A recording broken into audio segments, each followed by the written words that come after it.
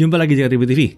Monitor, ya ini adalah satu komponen yang kalau kita mau pilih yang paling bagus pada saat mau dipasangkan ke PC desktop, mau ke laptop, mau ke Mac atau apapun itu juga gitu ya, paling layak untuk dipilih yang terbaiknya. Iya, percayalah, memilih yang terbaik untuk monitor itu selalu tidak rugi karena dipakai untuk jangka waktu yang panjang banget, dan overall experience-nya kalau dapat yang jelek itu ya pasti terganggu gitu ya. Lagi-lagi saya nggak maksa kalian loh buat beli monitor, tapi cuman menceritakan pengalaman-pengalaman kami sebelumnya, penyesalan-penyesalan kami di mana kami nge-skip monitor-monitor yang bagus-bagus. Nah, kali ini kita mau ngajak kalian untuk mempelajari ya monitor kelas atas dari produsen spesialis monitor yang berkelas yang sudah cukup lama ya. Itu seperti apa? Nah, perkenalkan, ini adalah ViewSonic Elite XG270QG.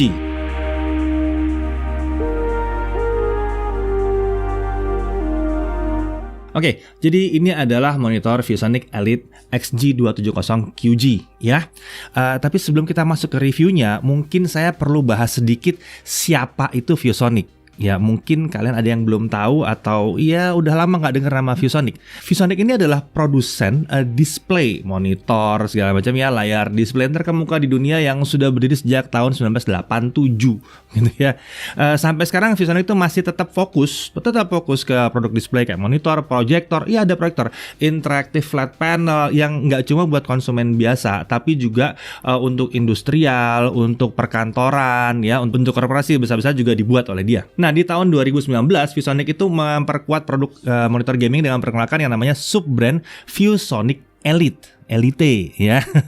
Ya, ini adalah lini monitor yang katanya lini monitor gaming ViewSonic Elite ya. Ini hadir dan dirancang dengan spesifikasi yang memenuhi segala kebutuhan gamer untuk memainkan beragam game. Mulai dari game AAA sampai game e-sport sekalipun. Nah, salah satunya adalah yang satu ini nih, ya, si ViewSonic Elite XG270QG. Oke, mari kita masuk aja ke dalam pembahasannya. Monitor ini diklaim sebagai salah satu monitor gaming premium ya dari varian ViewSonic Elite. Ya, didukung dengan beberapa fitur gaming yang terbaik di kelasnya menurut ViewSonic. Kemudian ini yang paling menarik buat kami, ini adalah monitor G-Sync. Bukan G-Sync compatible, monitor G-Sync yang bisa FreeSync. Ini barang langka sebetulnya. Biasanya yang ada adalah monitor FreeSync yang G-Sync compatible. Kalau monitor G-Sync yang bisa FreeSync itu jarang. Oke, displaynya adalah layar 27 inci kalau yang kita tes ini. Resolusinya adalah QHD 2560x1440 pixel, otomatis itu berarti aspek rasionya adalah 16:9. Dan dia menggunakan panel nano IPS. Ya, ini salah satu kelebihan ya, nanti kita bahas sendiri kenapa nano IPS itu sebuah keunggulan yang luar biasa.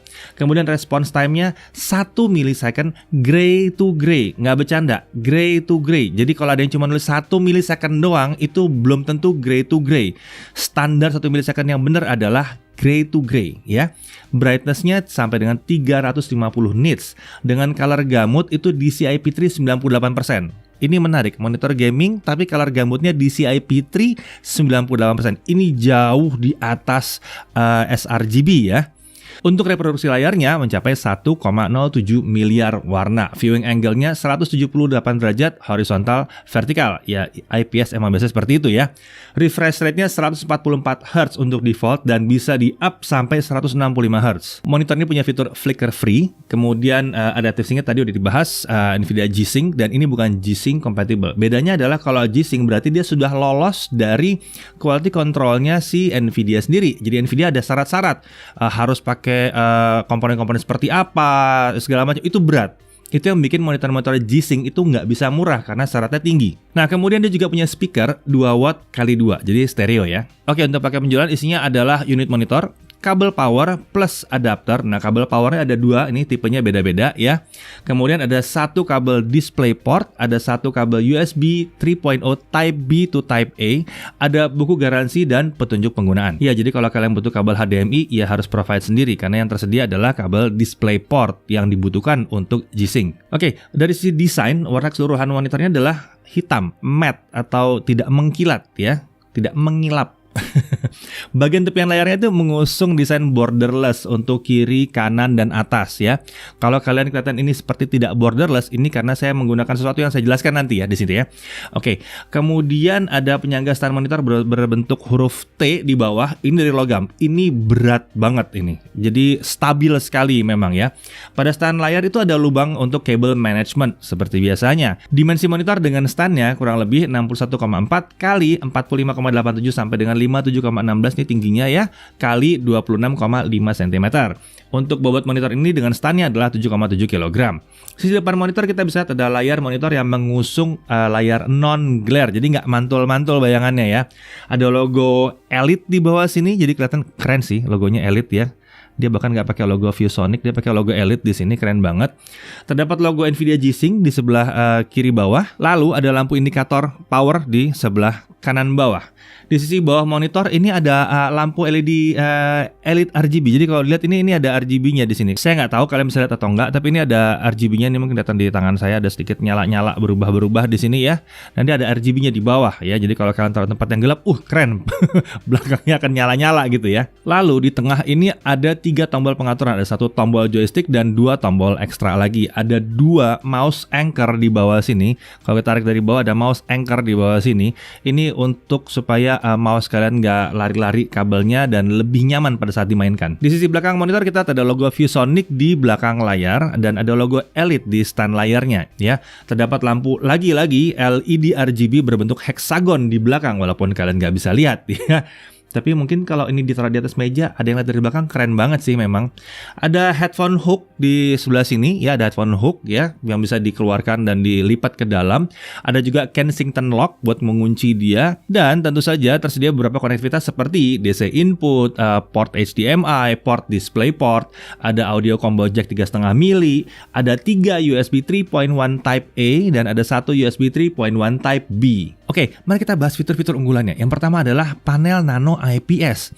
Jadi cara kerja nano IPS ini adalah dengan menambahkan partikel berukuran nanometer untuk menyerap panjang gelombang cahaya yang berlebih. Jadi misalnya dia akan menyerap cahaya kuning dan jingga yang tidak diperlukan. Kalau misalnya memang dia akan menampilkan warna merah dan itu akan dialihkan ke warna merahnya. Jadi supaya warnanya akurat. Jadi kesalahan-kesalahan itu akan dirapihkan supaya warnanya solid gitu ya, nggak berasa pecah atau pendar kemana-mana. Gitu. Dan kemudian kelebihan nano IPS ini juga memiliki tingkat color gamut yang luas, 130% sRGB, 130%, 30% lebih luas warnanya, atau kurang lebih mendekati DCI-P3 atau bisa dibilang 98% DCI-P3. Buat yang nggak tahu DCI-P3 adalah standar warna yang dipakai untuk pembuatan film dan game. Jadi kalau 98% ya bisa dianggap bahwa produsen yang bikin gamenya membuat game dengan settingan warna seperti itu, kalian akan bisa lihat seperti yang dikehendaki oleh si developer atau pembuat gamenya. Begitu juga dengan film. Kemudian berikutnya adalah refresh rate yang sampai dengan 165 Hz. Jadi ada fitur overclocking refresh rate yang bisa ditingkatkan dari 144 ke 165.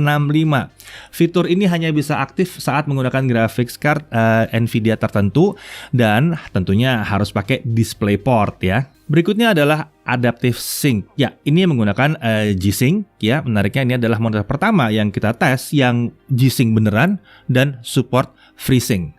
Jadi untuk gamer yang menggunakan graphics card dari AMD bisa menggunakan monitor yang satu ini dan tetap menikmati adaptive sync-nya, di mana layarnya nggak jadi patah-patah gitu. Berapapun frame rate yang ditampilkan dia nggak akan jadi ada patahan atau tearing ya. Tentunya kalau kalian pakai Nvidia ya itu udah aktif karena G-Sync-nya udah aktif ya. Untuk aktifin fitur ini gimana caranya? Sederhana, pakai DisplayPort ya. Pakai DisplayPort.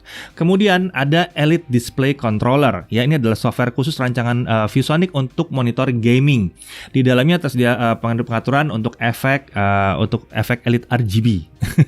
Software ini juga diklaim telah mendukung ekosistem RGB dari vendor lain loh, seperti Razer Chroma RGB sama Thermaltake RGB+.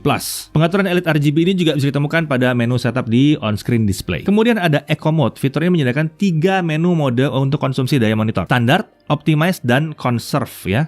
Nah, dalam penggunaan kalau kita lihat dari sisi ergonomi, kita bisa melakukan pengaturan posisi layar dengan kenyamanan penggunaan yang oke banget ya. Monitor bisa diatur posisi tingginya sekitar 12 cm naik turun. Kemudian ya ini lagi turun, saya bisa naikin kalau saya mau. Tuh, bisa naik, bisa turun juga. Nah, gitu ya. Saya bisa naik turunin di situ. Sangat convenient, sangat nyaman sekali. Kemudian monitornya juga bisa di swivel atau diputar kiri kanan 60 derajat, bisa tilt atau menengadah 20 derajat dan nunduk 5 derajat, bisa pivot juga 90 derajat, jadi bisa tegak ya gitu ya. Tersedia night shields yang dapat dipasang di sisi kanan kiri monitor. Tujuannya untuk pengguna katanya supaya lebih fokus dan monitor pada saat gaming kompetitif. Ya, ini yang membuat mungkin kalian melihat ini tidak tipis-tipis amat karena ada night shield yang saya pasang. Ini nih kanan kiri itu juga kalau dari kalian ini ada apa sih yang salah dengan ini? Nah, ini ada night shields juga di sini ya. Jadi ini bikin kalian akan lebih fokus. Sebetulnya yang satu ini juga akan sangat berguna bagi kalian yang melakukan editing video atau sedang color grading, karena tidak terganggu dengan cahaya-cahaya yang lain yang mantul ke monitor ini. Cuma sayangnya kalau untuk color grading masih butuh satu lagi dari atas mungkin ya. Ya kalau kalian mau pakai monitor ini buat color grading, tambah sendiri lah yang atas ya, biar bener-bener nggak terganggu cahaya-cahaya dari luar. Jadi warna kalian bisa tepat. Nah, untuk kenyamanan bermain game tersedia 4 menu preset yang bisa dimanfaatkan. Satu adalah FPS, Battle Royale, MOBA, dan konsol. Ini untuk menggunakan PS4 ya, Xbox One, dan konsol-konsol yang lain lah ya. Kemudian ada fitur crosshair. Fitur ini menampilkan gambar crosshair di tengah layar ya. Ada 3 pilihan mode dan warna crosshair yang bisa dipilih. Untuk konsumsi daya kita bisa lihat mode standar ada di 46 watt, mode optimize 48 watt. Sementara kalau kalian mau ngirit, mode conserve dipakai di 36 watt. Jadi bisa dilihat bahwa monitor yang satu ini sebetulnya mau dibilang monitor gaming ya, tapi fitur 98% DCI P3 itu tinggi sekali. Jadi ini dia membuat ini juga jadi cocok kalau kalian mau buat color grading, mau main-main dengan foto, mau main-main dengan video, mau color grading, mau ngedit foto misalnya, ini bisa banget. Bisa banget sih monitor yang satu ini. Jadi diajak main bisa, diajak kerja bisa. Salah satu monitor yang menurut saya cocok banget untuk investasi jangka panjang. Nah, bicara investasi jangka panjang, harganya berapa? Oke.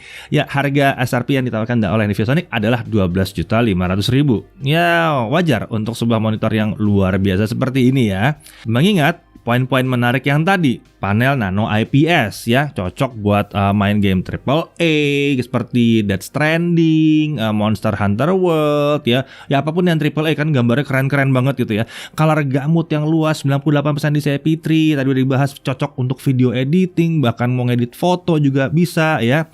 Bahkan sampai ada kayak beginiannya, ini bisa berfungsi nggak cuma buat main game tapi bisa buat membantu video editor juga ya, foto editor.